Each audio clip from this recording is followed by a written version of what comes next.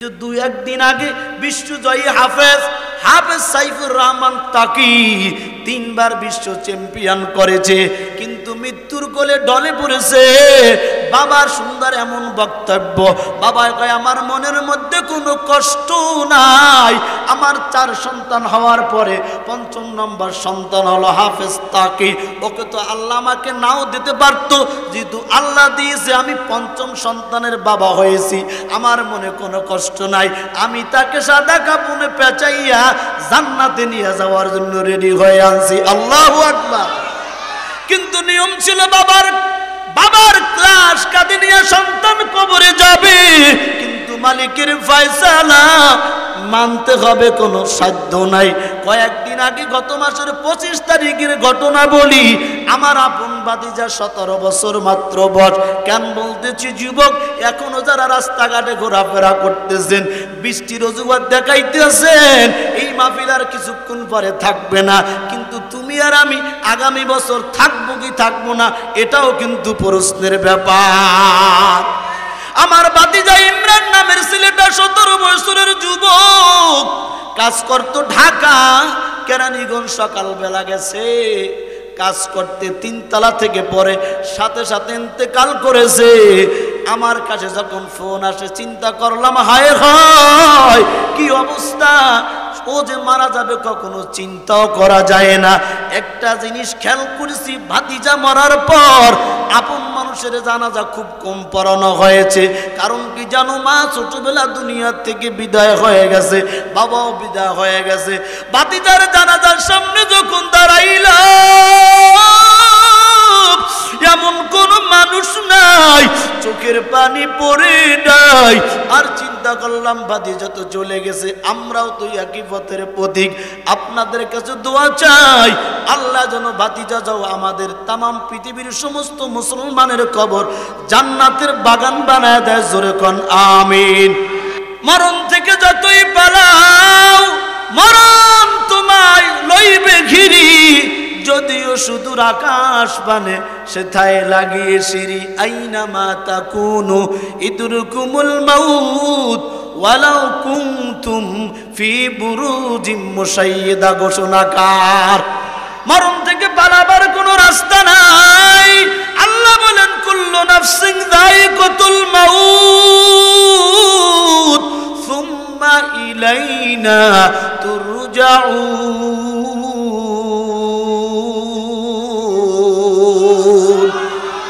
আল্লাহ তাআলা বলেন লা ইন শাকারতুম লা আযীদান্নাকুম ওয়া লা ইন কাফারতুম ইন্না আযাবি লাশাদীদ।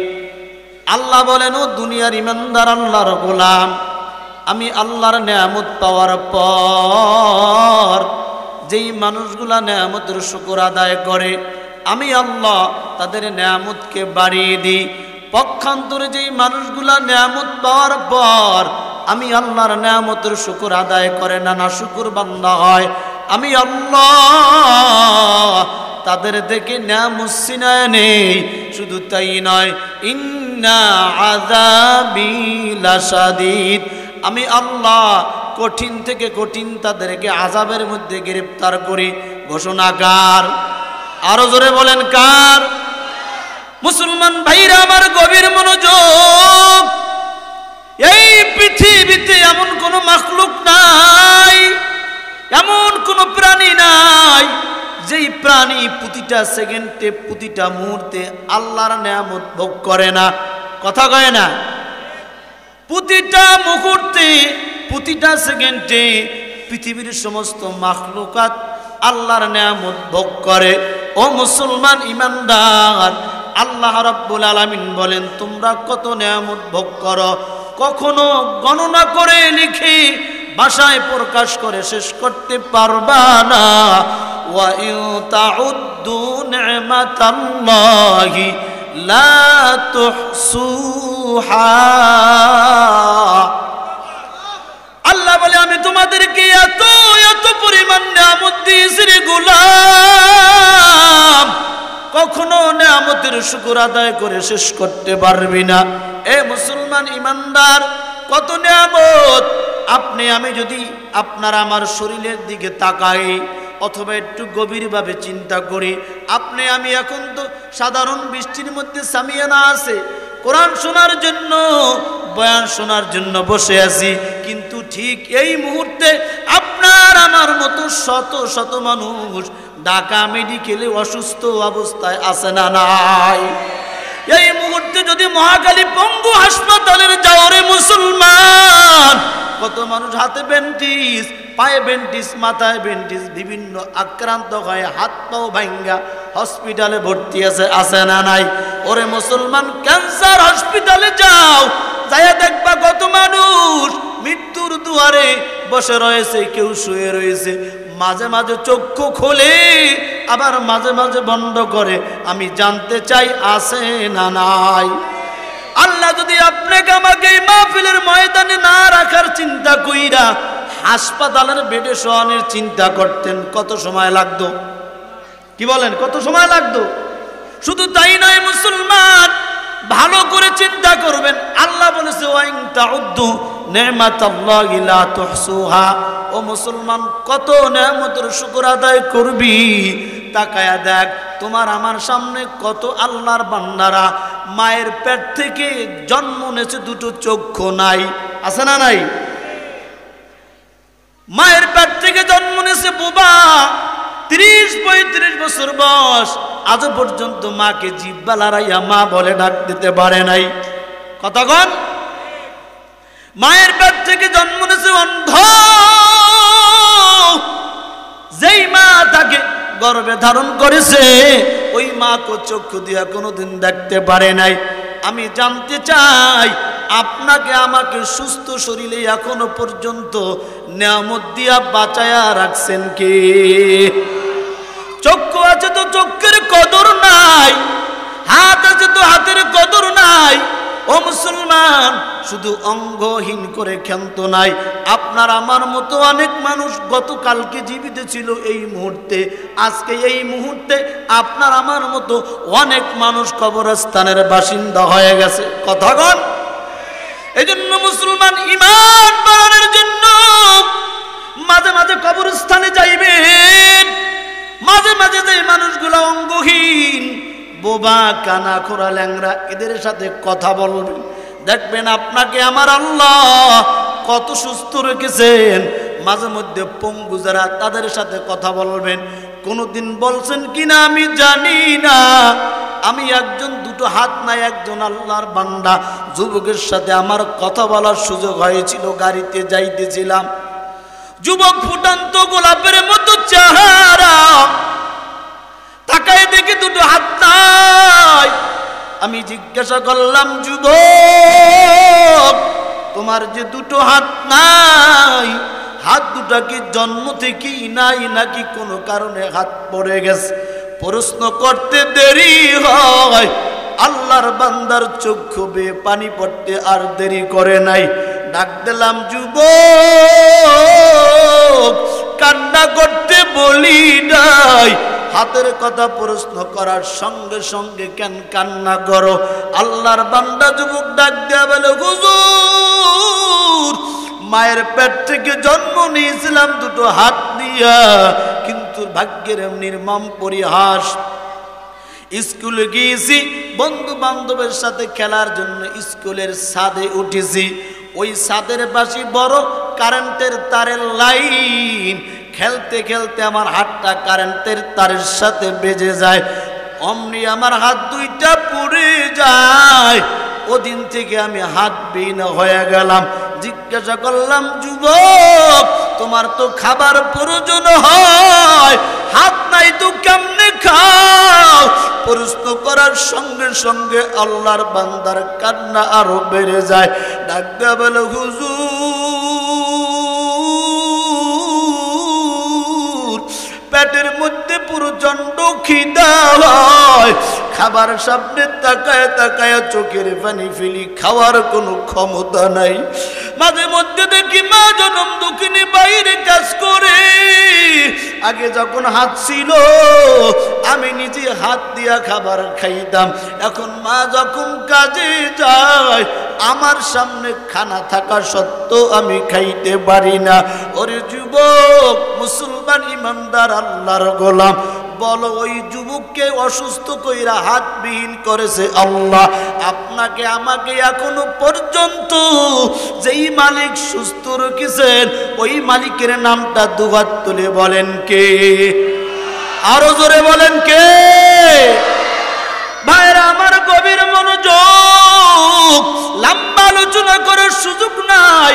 আমি আপনাদের সম্মুখে কোরআনুল কারীমের সকলের পরিচিত একটি আয়াত তেলাওয়াত করেছি। আল্লাহ বলেন, কুল ইয়া ইবাদি আল্লাযীনা আসরাফু আলা আনফুসিহিম লা তাকনাতু মির রাহমাতিল্লাহ।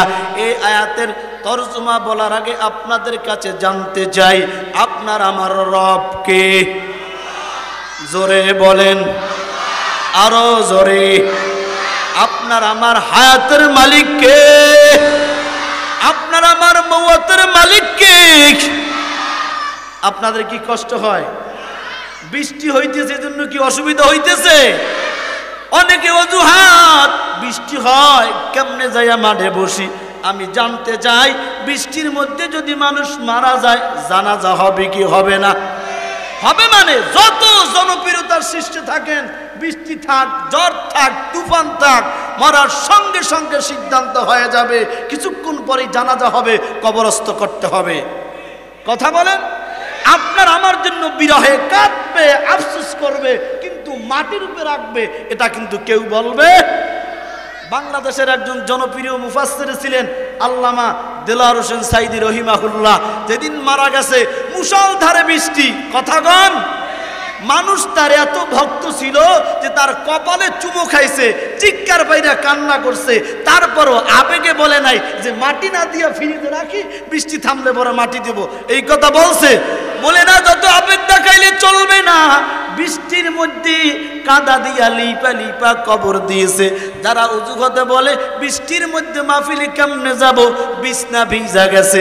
ওরে মুসলমান ইমানদার, মরার সঙ্গে সঙ্গে এমন একটা বিছনায় রাখবে, এমন একটা জায়গায় রাখবে, ওই জায়গায় মানুষ দিনের বেলাও যায় না। জায়গাটার নাম কি? কি কি? কবরে যাওয়া লাগবে নি? লাগবে। মরণ থেকে যতই পালাও, মরণ তোমায় লইবে ঘিরি।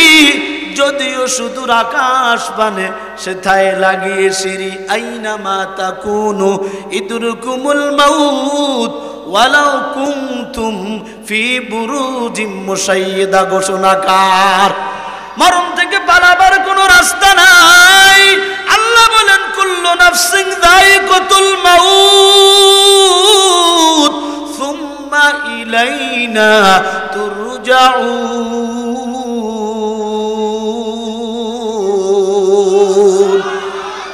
নাস্তিক, মুরতাদ, বেঈমানের গোষ্ঠী সব আয়াত অস্বীকার করতে পারে, কিন্তু মরণের আয়াতকে অস্বীকার করতে পারে না। জন্মর তারিখ জানা আছে, মৃত্যুর তারিখ জানা নাই। ঠিক না বা ঠিক? আল্লাহ বলছে, বান্দা জন্মগ্রহণ করার সঙ্গে সঙ্গে মৃত্যুর টাইম নির্ধারিত আমি আল্লাহ তাআলা করে দিয়েছি। বান্দা কখন মরবি, কোন অবস্থায় মরবি, দিনে মরবি না রাত্রে মরবি, যুবক অবস্থায় মারা যাবি না বৃদ্ধ হয়ে মারা যাবি, ক্যান্সার হয়ে মারা যাবি না গাড়ি অ্যাক্সিডেন্টে মারা যাবি, না ঠাড়া পইরা মরবি, না পানির মধ্যে মরবি, না বিমান ধ্বংস হয়ে মারা যাবি, কেউ জানে না। যিনি জানে তার নাম জোরে বলো কে? নারে তাকবীর। মারা যাব ঠিক, তবে কখন, কোথায়, কোন অবস্থায় কেউ জানে না। যিনি জানে তিনি কে? এত মরণ চোখের সামনে হয়, তারপরও কিন্তু আপনার আমার হুঁশ আসে না। এ মুসলমান ইমানদার আল্লাহর গোলাম, মরণের কোনো সময় নাই। দেখবেন আমরা বলি অকালে মৃত্যু হয়, মৃত্যুর কোনো কালই নাই। এই যে 2-1 দিন আগে বিশ্বজয়ী হাফেজ সাইফুর রহমান তাকি 3 বার বিশ্ব চ্যাম্পিয়ন করেছে, কিন্তু মৃত্যুর কোলে ঢলে পড়েছে। বাবার সুন্দর এমন বক্তব্য, বাবা কয় আমার মনের মধ্যে কোনো কষ্ট নাই। আমার 4 সন্তান হওয়ার পরে 5ম নম্বর সন্তান হলো হাফেজ তাকি। ওকে তো আল্লাহ আমাকে নাও দিতে পারতো, যেহেতু আল্লাহ দিয়েছে আমি 5ম সন্তানের বাবা হয়েছি, আমার মনে কোনো কষ্ট নাই। আমি তাকে সাদা কাপড়ে পেঁচাইয়া জান্নাতে নিয়ে যাওয়ার জন্য রেডি হয়ে আনছি। আল্লাহু আকবার। কিন্তু নিয়ম ছিল বাবার ক্লাস কাঁধে নিয়ে সন্তান কবরে যাবে, কিন্তু মালিকের ফয়সালা মানতে হবে, কোনো সাধ্য নাই। কয়েকদিন আগে গত মাসের 25 তারিখের ঘটনা বলি। আমার আপন ভাতিজা 17 বছর মাত্র বয়স। কেন বলতেছি যুবক, এখনো যারা রাস্তাঘাটে ঘোরাফেরা করতেছেন, বৃষ্টির অজুহাত দেখাইতেছেন, এই মাহফিল আর কিছুক্ষণ পরে থাকবে না, কিন্তু তুমি আর আমি আগামী বছর থাকবো কি থাকবো না, এটাও কিন্তু প্রশ্নের ব্যাপার। আমার ভাতিজা ইমরান নামের ছেলেটা 17 বছরের যুবক, কাজ করতো ঢাকা কেরানীগঞ্জ। সকালবেলা গেছে কাজ করতে, 3 তলা থেকে পরে সাথে সাথে ইন্তেকাল করেছে। আমার কাছে যখন ফোন আসে চিন্তা করলাম, হায় হায় কি অবস্থা, ও যে মারা যাবে কখনো চিন্তাও করা যায় না। একটা জিনিস খেয়াল করেছি, ভাতিজা মরার পর আপন মানুষের জানাজা খুব কম পড়ানো হয়েছে। কারণ কি জানো, মা ছোটবেলা দুনিয়া থেকে বিদায় হয়ে গেছে, বাবাও বিদায় হয়ে গেছে। ভাতিজার জানাজার সামনে যখন দাঁড়াইলাম, এমন কোন মানুষ নাই চোখের পানি পড়ে নাই। আর চিন্তা করলাম ভাতিজা তো চলে গেছে, আমরাও তো একই পথের পথিক। আপনাদের কাছে দোয়া চাই, আল্লাহ যেন ভাতিজা যাও আমাদের তামাম পৃথিবীর সমস্ত মুসলমানের কবর জান্নাতের বাগান বানায় দেয়। জোরে কোন আমিন, আরো জোরে। আপনাদের কি কষ্ট হয়? সময় তো কম, এজন্য তাড়াতাড়ি করে বলতেছি, অসুবিধা তো হচ্ছে না। আবার আপনাদের কাছে প্রশ্ন করি, আপনার আমার সৃষ্টিকর্তা কে? না না, আল্লাহর নাম জোরে হবে, বলেন কে? নারে তাকবীর। মুসলমানের কোনো কামান নাই, বিমান নাই, মুসলমানের ইমানি শক্তি। নারে তাকবীর, আল্লাহু আকবারের আওয়াজ যেখানে দেয় ওখানে নাস্তিক, মুরতাদ, বিদআতি, ভণ্ড পালাইতে বাধ্য হয়। ঠিক না বা ঠিক? কিন্তু এমন একটা সময় ছিল বাংলাদেশে নারে তাকবীর আল্লাহু আকবারের ধ্বনি দেওয়া যায় নাই, জঙ্গি জঙ্গি বলছে, কিন্তু আজকে আর সেই জঙ্গির খেলা শেষ হয়ে গেছে। ঠিক না বা ঠিক? তারপরে কিন্তু আমরা পরিপূর্ণ স্বাধীন হতে পারে নাই। এখনো কিন্তু আমাদের মধ্যে এই স্বাধীন বাংলাদেশও কিছু ঘাপটি মেরা মুনাফিক আছে, যারা ইসকনের সাথে হাতাহাত করে বাংলাদেশকে বিক্রির পায়তারা করতেছে। কথা বলেন ঠিক না বা ঠিক? কয়েকদিন আগে এক হিন্দু ছেলে কোরআনকে লাথি মারছে, সারা বাংলাদেশে মানববন্ধন হয়েছে। কি বলেন, হয়েছে কি হয় নাই? আমরা মানববন্ধন করছি, ওলামায়ে কেরাম গরম গরম বক্তব্য দিয়েছে, আমারও বক্তব্য দেওয়ার সুযোগ হয়েছিল।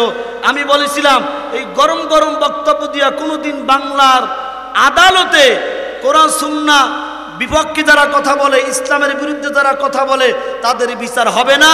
অতীতে হয় নাই, বর্তমানও হবে না, ভবিষ্যতে হবে না। কারণ বাংলাদেশ যারা পরিচালনা করে অধিকাংশই নাস্তিক, মুরতাদ, ইহুদিদের দালাল। এই কথা যখন বলেছি, অনেক মানুষ আমার দিকে তাকিয়ে রয়েছে। আমি বললাম, হ্যাঁ, বাংলার জমিনে কোনোদিন নাস্তিক, মুরতাদ, ইসলামের বিরুদ্ধে, কোরআনের বিরুদ্ধে, মুসলমানের বিরুদ্ধে, মাদ্রাসার বিরুদ্ধে কথা বলার সাহস তো পাবেই না। তাদের বিচারের জন্য মানববন্ধন করা লাগবে না, একটা কাজ করতে হবে, সেটা হলো ইসলামকে, কোরআনকে যদি আমরা সংসদে নিতে পারি, খোদার কসম করে বলি, এই দেশে নাস্তিক থাকবে না, মুরতাদ থাকবে না, ইহুদির দালাল থাকবে না, কোরআনের দুশমন থাকবে না, মাদ্রাসার দুশমন থাকবে না। ঠিক তবে ঠিক? সেটার পন্থা হবে ইসলামকে বিজয় করতে হবে, কোরআনকে বিজয় করতে হবে। কোন নাস্তিক আর মুরতাদের জন্য আমরা মানববন্ধন করতে চাই না, আইন চাই, আইন চাই, কথার স্লোগান চাই না, একমাত্র কোরআনকে সংসদে দেখতে চাই। কারা কারা রাজি আছেন? নারে তাকবীর।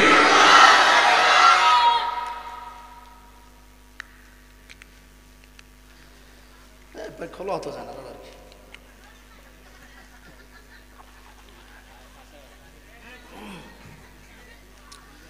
কোরআন যখন সংবিধান হবে তখন সারা বাংলাদেশ শান্তিময় হয়ে যাবে। ঠিক না ঠিক? সুযোগ কিন্তু সামনে আছে, কিন্তু দুঃখ লাগে যখন আমাদের মতো মৌলবীরা টাকার লোভে, পয়সার লোভে দুই একটা আসনের কথা শুই না, যারা শরীয়ত আইন মানে না, কোরআন মানে না, তাদের কাছে বিকৃত হয়ে যায়। এরা এই জাতির চিহ্নিত মুনাফিক, এদেরকে বয়কট করতে হবে। এই নামদারি মৌলবী মুনাফিক টুপিওয়ালা পাগড়িওয়ালা আমরা দেখতে চাই না। ঠিক না ঠিক? আল্লাহ আমাদের বোঝার তৌফিক দান করেন। ভাইয়েরা আমার, আবার প্রশ্ন করি, আপনার আমার রব কে? আল্লাহ তাআলা আপনার আমার রব। সৃষ্টি করেছেন কেন? আল্লাহ বলে দিয়েছেন, মা খালাকতুল জিন্না ওয়াল ইনসা ইল্লা লিয়াবুদুন। আল্লাহ বলে মানুষ এবং জিন এ দুটো জাতি বানাইছি আমি আল্লাহ আমার ইবাদতের জন্য। ইবাদত চলবে কার? কোনো মাজার পূজা চলবে না, পীর পূজা চলবে না, কোনো মাজারকে সিজদা দেওয়া যাবে না, কোনো পীরকে সিজদা দেওয়া যাবে না। সিজদা পাবে একজনই, তিনি কে? আল্লাহ বলে, বান্দা কেমনে ইবাদত করবি এই পদ্ধতি শিখাবার জন্য আমি আল্লাহ দুটো নিয়ামত তোমাদেরকে দিয়েছি। একটি হলো কোরআন, আর একটি হলো পয়গম্বর মুহাম্মদুর রাসূলুল্লাহ এবং তার সুন্নাহ। এই দুইটা পদ্ধতি মাইনা ইবাদত করবি। কিন্তু মুসলমান ইবাদত করতে যায়া দুনিয়ার এই চাকচিক্যের মধ্যে পড়ে যায়া মানুষ গুনাহগার হয়ে যায়, নাফরমানি লিপ্ত হয়ে যায়, নফসের গোলাম হয়ে যায়। আল্লাহ বলে, বান্দা যারা নফসের তাড়নায় পইরা গুনাহ করেছো, অন্যায় করেছো, অপরাধ করেছো, কুল ইয়া ইবাদিয়াল্লাযীনা আসরাফু আলা আনফুসিহিম লা তাকনাতু মির রাহমাতিল্লাহ ইন্নাল্লাহা ইয়াগফিরুয যুনুবা জামিআ ইন্নাহু হুয়াল গফুরুর রহিম। বলেন আল্লাহু আকবার। আমি আল্লাহ ইবাদত করতে পাঠাইছি ঠিক, কিন্তু ইবাদত করার ফাঁকে ফাঁকে মুসলমান ইমানদার শয়তানের ধোকায় পড়ে গুনাহ করে ফেলো, অন্যায় করে ফেলো, অপরাধ করে ফেলো, অসুবিধা নাই। আমি আল্লাহর রহমতের দরিয়াটা খোলা। আমি আল্লাহর দরবার এমন একটা দরবার, আমি আল্লাহর দরবারটা নইরা সবার দরবার না। ওরে বান্দা, অপরাধ করেছো, অন্যায় করেছো, আমি আল্লাহকে একবার ডাক দাও, উদউনি আস্তাজিব লাকুম। আল্লাহ বলে, বান্দা তুই যখন আমি আল্লাহকে একবার ডাক দাও, কয়বার? আরো জোরে। আল্লাহ বলে, বান্দা তুই যখন আমি আল্লাহকে একবার ডাক দাও, আমি আল্লাহ তোর একবার ডাকে 70 বার জবাব দিয়া বলি, বান্দা ডাকো গান। ওরে বান্দা, আমি আল্লাহ কেমন দয়ার আল্লাহ জানো? লা তাখুযুহু সিনাতু ওয়ালা নাওম। আমি আল্লাহ দয়ার এমন আল্লাহ, আমি আল্লাহর কোনো ঘুম নাই, কোনো তন্দ্রা নাই, কোনো জিমানিও নাই। ওরে বান্দা, আমি আল্লাহ কেমন আল্লাহ জানো? রাতের গভীরে লঞ্চ চলতেছে সমুদ্রের মধ্যে, নদীর মধ্যে, হঠাৎ তুফান এসে গেছে। ওই মুহূর্তে কেউ তোর সাহায্য করতে পারবে না। আমি আল্লাহকে যদি আল্লাহ বলে ডাক দাও, আমি আল্লাহর সঙ্গে সঙ্গে হাজির হয়ে যাই। ওরে বান্দা, 36,000 কিলোমিটার উপরে বিমান চলতেছে, সাহায্য করার কেউ নাই। বিমান চলতেছে, অন্তরে ভয় কি যেন হয়ে যায়। আল্লাহ বলে, বান্দা ওই মুহূর্তে যদি আমি আল্লাহকে ডাক দাও, আমি আল্লাহ ছাড়া তোকে আর কেউ সাহায্য করতে পারে না। এজন্যই মুমিন বান্দা নামাজের মধ্যে দাঁড়াইয়া বলে, ইয়্যাকা না'বুদু ওয়া ইয়্যাকা নাস্তাঈন। আল্লাহ, আমরা তোমার ইবাদত করি এবং তোমার কাছে সাহায্য চাই। আমার আল্লাহ কেমন কাদের কুদরত জানো? আমার আল্লাহ বান্দাকে কেমন মায়া করে। পয়গম্বর, কষ্ট হচ্ছে আপনাদের? মুসা পয়গম্বরের জামানার ছোট্ট একটা ঘটনা বলি, আমি শেষ করে দেব। ইবাদত করার ফাঁকে ফাঁকে গুনাহ হয়ে যায়, আমার আল্লাহ বান্দাকে কেমনে মাফ করে দেয়। মুসা পয়গম্বরের জামানা জমিনটা রোদের কারণে ফেটে চৌচির হয়ে গেছে, বৃষ্টি নাই। মুসা পয়গম্বরের উম্মতেরা মুসা নবীর কাছে যাইয়া বলে, আল্লাহ, ও মুসা পয়গম্বর, আল্লাহর কাছে দোয়া করেন আল্লাহ যেন আসমান থেকে বৃষ্টি নাজিল করে। বৃষ্টি না হওয়ার কারণে জমিনটা ফেটে চৌচির হয়ে গেছে, কোনো বৃষ্টি নাই। মুসা পয়গম্বর আল্লাহর কাছে বললেন, আল্লাহ, আসমান থেকে বৃষ্টি দাও। ও আল্লাহ, তুমি বৃষ্টি না দেওয়ার কারণে জমিনটা ফেটে চৌচির হয়ে গেছি, জমিনে কোনো ফসল হয় না। আল্লাহ জানায় দেয়, ও পয়গম্বর, আমি আল্লাহ বৃষ্টি দিতে পারি, আমার একটা শর্ত মানা লাগবে। মুসা পয়গম্বর ডাক দিয়ে বলে, আল্লাহ, আপনার আবার কি শর্ত আছে? আল্লাহ জানায় দেয়, মুসা, আসমান থেকে আমি আল্লাহ বৃষ্টি দেব, শর্ত হলো তুমি তোমার উম্মত নিয়ে খোলা ময়দানে চলে যাবা। খোলা ময়দানে গিয়ে 2 রাকাত সালাতুল ইস্তিসকার নামাজ পড়ে আমি আল্লাহর কাছে যদি দোয়া করো, আমি আল্লাহ দোয়া কবুল করে আসমান থেকে বারের দান করব। মুসা পয়গম্বর আল্লাহর এই নির্দেশ মানার জন্য উম্মত নিয়ে খোলা ময়দানে চলে গেছে। খোলা ময়দানে যাইয়া উযু কইরা 2 রাকাত নামাজ পড়া উল্টা বিলে হাত তুলছে আসমানের দিকে, ডাক দিয়া বলে, আল্লাহ। বলেন না আল্লাহ? আর একটু মায়া লাগায়া জোরে ডাক দেন, আল্লাহ। আল্লাহ আমার রব, এই রবই আমার সব। ঠিক না ঠিক? আল্লাহ আমার রব, এই রবই আমার সব।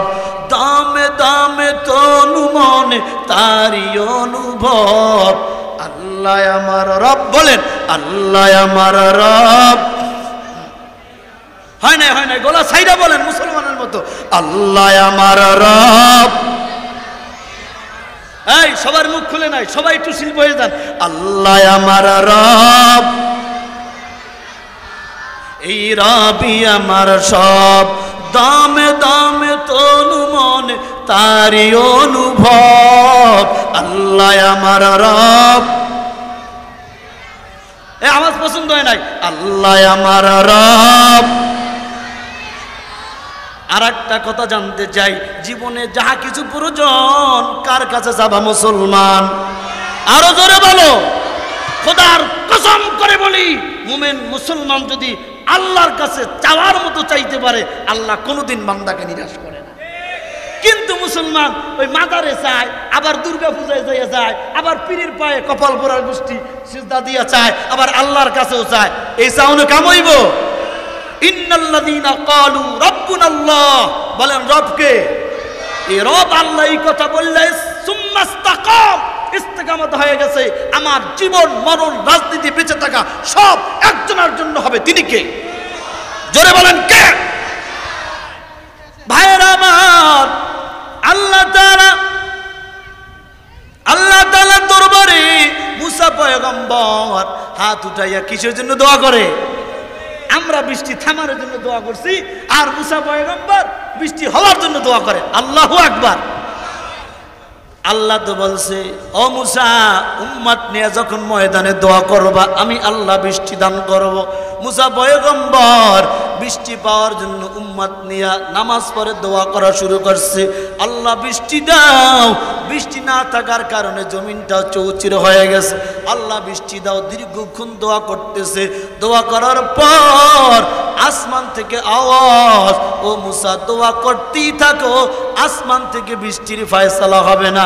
মুসা কয়, আল্লাহ ব্যাপারটা তো বুঝলাম না, আমার জাতির সামনে তুমি বেইজ্জতি করলা, তোমার কথা মতই তো আমি আমার উম্মত নিয়ে দোয়া করলাম, তুমি বৃষ্টি দেবা এই আশায়, কিন্তু তুমি ফলাফল জানায় দিলা দোয়া করলেও কাজ হবে না, বৃষ্টি দান করবা না। ব্যাপারটা কি, কারণটা কি, আমি কি জানতে পারি? এবার আল্লাহ জানে দাও, মুসা তুমি যেই উম্মত নিয়ে, যেই জনসমুদ্র নিয়ে দোয়া করতেছো, এই মাজালিসের মধ্যে আমি আল্লাহর একজন নাফরমান বান্দা আছে। জীবনে আমি আল্লাহকে আল্লাহ বলে ডাক দেই নাই, জীবনে আমি কোনোদিন আল্লাহর কদমে সিজদা দেই নাই। সুদ ঘুষ হারামের মধ্যে লিপ্ত, তার মধ্যে এই উম্মতের মধ্যে তোমার এই মাজালিসের মধ্যে আমার একজন নাফরমান বান্দা আছে, যার কারণে আমি দোয়া কবুল করি না। একজন জিনাখোর আছে, এই জিনাখোর এই মাজালিস থেকে যতক্ষণ পর্যন্ত উঠে না যাবে ততক্ষণ পর্যন্ত দোয়া কবুল হবে না, আসমান থেকেও বৃষ্টি হবে না। ও মুসলমান ইমানদার, জিনাখোর থাকলে দোয়া কবুল করবেন নাকি? আবার পয়গম্বর জানিয়ে দেয় এই সমাজের মধ্যে যখন দুইটা গুনাহ বেড়ে যাবে তখন আযাব গজব আসমান থেকে আল্লাহ নাজিল করবে। একটা গুনাহ হলো জিনা, আর একটা গুনাহ হলো সুদ। কথা বলেন ঠিক না বেঠি? নবী বলেছেন দুইটা গুনাহ যখন সমাজে বেড়ে যাবে আসমান থেকে গজব নাজিল করবে, করোনার মতো গজব, বর্তমানে ডেঙ্গু জ্বরের ভাইরাস। দুইটা গুনাহ, একটা হলো জিনা আর একটা হলো সুদ। আমি আপনাদের কাছে জানতে চাই, জিনা সমাজে আছে না নাই? আছে। মানে জিনার মূল ফ্যাক্টরি হলো মোবাইল। এই জন্য আমি সব জায়গায় বলি, মোবাইলে খাইছে জামানা, মোবাইলে খাইছে অল্প বয়সের পোলা মাইয়া প্রেমে জড়াইছে জামানা, মোবাইলে খাইছে জামানা, মোবাইলে খাইছে। ঠিক না বাটি? মোবাইলে খাইছে জামানা, মোবাইলে খাইছে ছোট্ট ছোট্ট পোলা মাইয়া প্রেমে জড়াইছে জামানা, মোবাইলে খাইছে জামানা, মোবাইলে খাইছে। রেডিও থুইয়া ট্যাব আসিল, ট্যাব থুইয়া টিভি, টিভি থুইয়া মোবাইল আইলো, যা খুশি তা পাবি। কথা কয় না? রেডিও থুইয়া ট্যাব আসিল, ট্যাব থুইয়া টিভি, টিভি থুইয়া মোবাইল আইলো, যা খুশি তা পাবি। টিভির পর্দায় যাহা আছে মোবাইলে তাহা আছে, আরো কত কিছু বাজে বাজে যুবক আর যুবতী মোবাইলে দেখতেছে। এসব কিছু দেখা ওরা নেশায় মেতেছে জামানা, মোবাইলে খাইছে জামানা, মোবাইলে খাইছে। জোরে কম। কাছে থেকে 2 মিনিট কাছে থেকে বলছে দূরে, পেয়েছি প্রমাণ নিজের টাকায় মোবাইল কিনা হইছে রে বেঈমান। ঠিক না ঠিক? মোবাইলে মানুষ যেই পরিমাণ মিথ্যা বলে, এত পরিমাণ মিথ্যা মানুষ আর কোথাও বলে না। এই বন্ধুর কাছে ফোন দিয়েছো, দোস্ত তুই কই? কয় আমি আসি নারায়ণগঞ্জ, আসলে আসে কেরানীগঞ্জ। কথা কয় না। এরকম মিথ্যা বললে আল্লাহর ওলি বাংলাদেশে নাই, আছে না নাই? আব্বাই ফোন দিয়েছে, আব্বু তুমি কই? কয় আমি কলেজে, আসলে পার্কে। কি এরকম মিথ্যা বললে আল্লাহর ওলি আসেনি বাংলাদেশে? আল্লাহ আমাদের সবাইকে, বিশেষ করে যুবক আর যুবতীদেরকে মোবাইলের গজব থেকে হেফাজত করেন। আমিনের আওয়াজে ভাইরাল ঢুকছে, জোরে কোন আমিন। নারে তাকবীর। দীর্ঘ আলোচনা করার সুযোগ নাই, আর ওলামায়ে কেরাম আছেন, তো এখানেই অসমাপ্ত আলোচনা সমাপ্ত করলাম। আগামী 6 তারিখ জামিয়া আলহাজ আব্দুল আউয়াল সিস্তি কওমি মাদ্রাসার উদ্যোগে মাহফিল, ওখানে প্রধান বক্তা হিসেবে সৈয়দ ইসহাক মোহাম্মদ আবুল খায়ের সাহেব হুজুর থাকবেন। আমি গুনাহগার থাকবো, আমাদের মুফতি আলাউদ্দিন সাহেব হুজুরের মাদ্রাসার মুহতামিম। আপনাদের সকলকে দাওয়াত দেওয়া হলো, ওখানে আশা করি সময় বেশি পাবো, আপনাদেরকে মন ভরে আলোচনা শোনাইতে পারবো। আপনারা যাবেন তো ইনশাল্লাহ? কারা কারা যাবেন না দেখি তো? কি যাইবেন না? যাইবেন কারা কারা? নারে তাকবীর। এরপরে ইউটিউবে সার্চ দিলেও আমার বয়ান পাইবেন, মুফতি আলামিন রাশিদি। আল্লাহ তাআলা যতটুকু বললাম আমাদের সবাইকে আমল করার তৌফিক দান করেন। আমা আলাইনিল বালাগ।